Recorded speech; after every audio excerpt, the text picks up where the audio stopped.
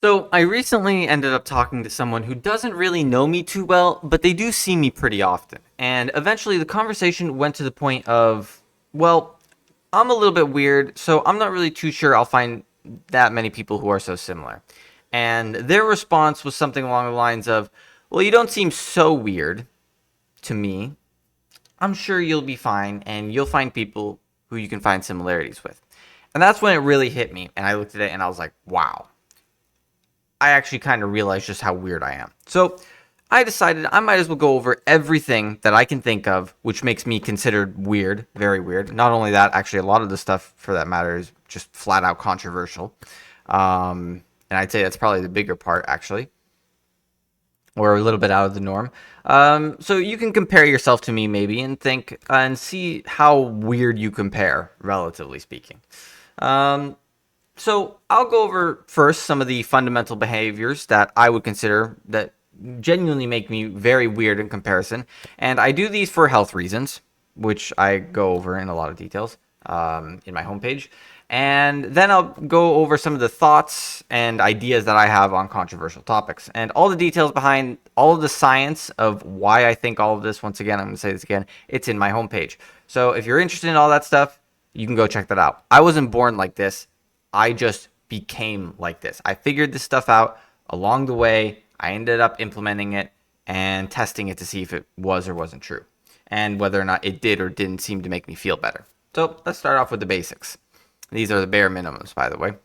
I don't shower, and I don't even think showering is healthy either. And my skin seems to be perfectly fine, if not even healthier than before, since I used to shower. Because I did used to shower, and now I don't anymore. I haven't done so in God knows how many years.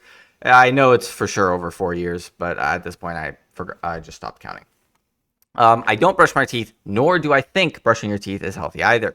And my teeth seem to be perfectly fine, by the way, if not healthier than before, since I did used to brush my teeth as well. And I am pretty much carnivore as well. I eat meat and meat only, and I especially love certain meat raw. There are certain kinds of meat that I like raw. Not all the time. It depends. More so a mood kind of thing. And every now and then I'll have some cheese or raw milk, but that's basically about it. I think plant material, especially the modern vegetables and fruits, are basically just toxic, and not only that, they're unnecessary. Um, and not only that, they didn't even exist back in the day, like 200 years ago, let alone 4,000 or 10,000 years ago. So that's all just a whole human evolution thing.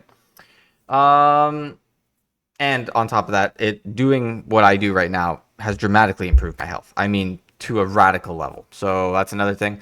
Another thing, I also do not expose to myself to the sun, nor do I even think it is healthy to expose myself to the sun. I spend a majority of my days indoors. Out of 24 hours, I spend all of that time indoors, maybe 5 minutes outside or 10 minutes outside at most.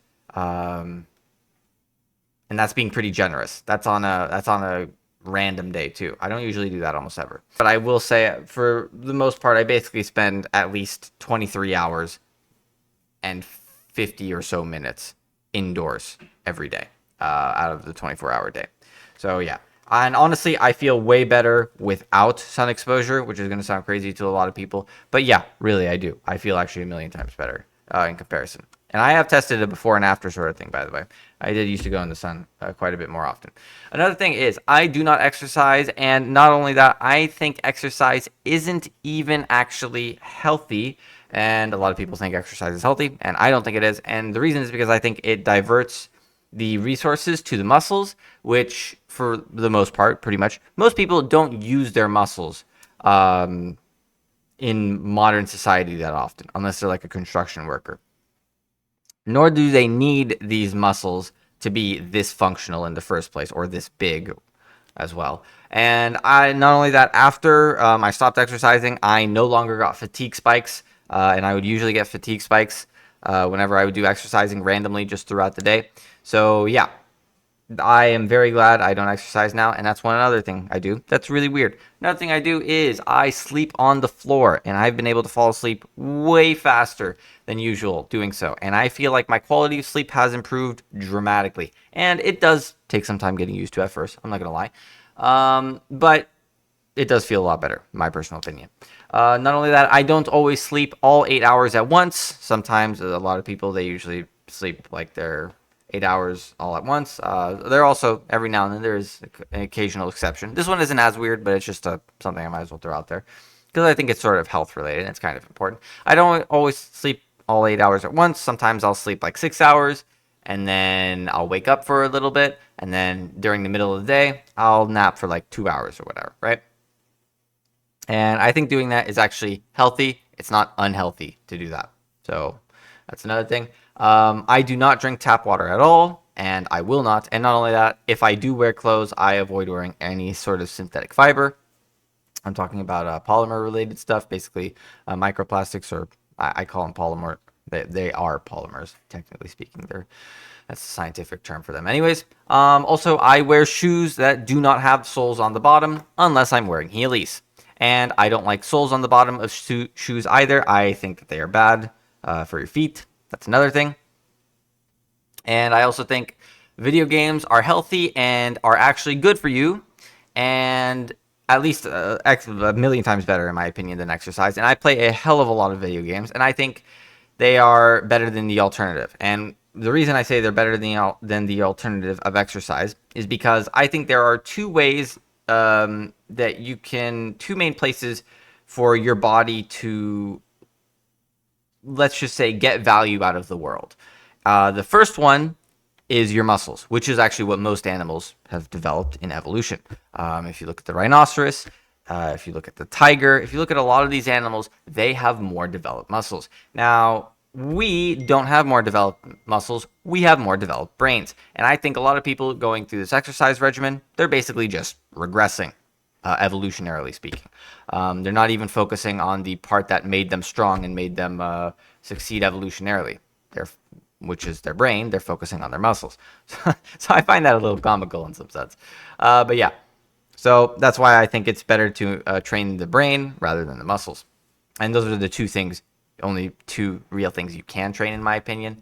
And this is all related to tissue remodeling. Once again, if you're interested in all this stuff, you can check out my homepage. Now, that's just the health side of things, by the way. That's the very, very basic things, which I'll admit, a lot of this stuff I think is pretty controversial as is, and it's definitely not the norm. It's 100% not the norm. And I don't do this just to flat out be weird. I do this because it genuinely seems to be effective. Like, it works for me in life. So yeah. Now let's go to the idea side of things. The thoughts that aren't exactly tangible, but they're the thoughts, ideas, and ideas that I have on certain topics and how I view the world in general. And there's going to be a lot of different topics on this one, and there's going to be a lot of random ones here. But I'll go with one of the playlists I made, and this is related to the relationships playlist. So first off, I think romantic love and marriage are not supposed to go together 95% of the time, as crazy as it sounds, and they never were supposed to, especially in history. This is only something very recent, so that's what I think anyways. That's one. Two, I think women and men are radically different from each other, mentally and physically, and the way that each gender processes information is completely different, as well as how they communicate also. It is radically different from one another. And one basically communicates more explicitly, and one communicates a little bit more implicitly. Actually, quite a bit more implicitly, I would say. Extremely implicitly, but that's besides the point. Another thing I believe is men by nature are polygamous and women by nature are hypergamous. And this is a thing, and this thing of equality as well. Relationships are 50-50 between men and women. I think this is a big killer for attraction as well. Once again, all this stuff is pretty controversial, maybe except the woman being hypergamous. But the men's nature naturally being polygamous, I think it's pretty controversial as well. I think the only reason that doesn't really exist in society, I mean, I talk about it way more in my other video, in my relationships playlist, if you're interested. I have videos on all of these topics. But the reason I think that they are naturally like that is more so probably due to evolution. It's just the way evolution has basically programmed the male to be. And there's a lot of old residual biological traits that exist, whether you like it or not. You can't really escape them, right? It's just the way it is. Another thing, I believe men are supposed to act masculine and women are supposed to act feminine, but the definition of these, masculine and feminine, aren't quite what you think most likely. I can't elaborate much here because it'll take a while, but the bottom line is when men and women do not act these ways, in my view, their relationships will end up either in breakup or a abusive relationship. They never end well. Never, ever, ever, ever end well. Those are just the relationship ones. I also think that urban planning in the U.S. is so bad, it actually ruins the lives of the majority of Americans who live in the U.S., and the Americans themselves don't even know it, and it eats up their tax dollars too, quite a bit actually. I also think that kicking out the children from the house at a certain age is stupid and comical, and it actually erodes the essential pillar of the family, which is a very, very, very essential pillar. And it seems as if that one's eroding pretty quickly, especially in Western society. I think education is also another essential pillar and is unable to keep up with the modern times with its current framework. And it's going to erode as well. So it's going to end up just like the family pillar, which is sort of interesting because that's sort of, those are like core pillars of sociology and like what makes civilization even exist, right? So I find that sort of interesting. Also, I think religion didn't exist for no reason. And in the past and today as well, it is probably one of the most important things. And it doesn't mean I'm actually religious. In fact, I'm not religious. But I think what religion teaches, every religion, every single religion, follows one similar core rule, and it's the fact that every religion teaches acceptance. I think that is mandatory. I think that must be found for everybody who basically just ends up on Earth, or anybody who's born in this pay-to-win RNG video game or this test, one of the two, because it's kind of messed up. There's a lot of very unfair things that happen very regularly in life. So there's a lot of other things, but that's my view on religion. I think religion is necessary. Every religion teaches that one core main principle of acceptance. I also think a large amount of science is actually fake, and academia is polluted with a lot of fake science because it is not profitable for scientists to do real science.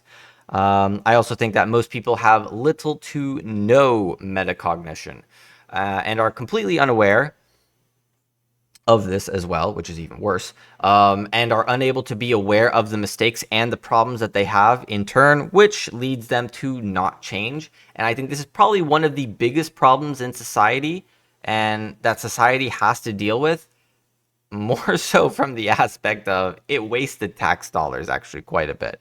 So I think that's that's something a little bit interesting, just saying. I honestly think there's a lot more of them that I actually have and that I would put up on YouTube in more detail maybe in the future as well. And maybe I'll add more to this list eventually. But I have really, really weird and controversial takes, and hopefully you can sort of see all of them. I would definitely say they're pretty extreme. And yeah, hopefully anybody who is out there and they're weird right now and they feel like they're a little weird, maybe they feel a little bit more normal, or maybe they can even relate to me in some sense. That'd be pretty cool. So yeah, anyways, thanks for watching, guys. I hope you learned something valuable, and I hope it was a little entertaining. It's pretty weird, I know, but I think it's pretty weird, and I'm chill with it anyways, because I don't really care. I'll see you guys in the next one.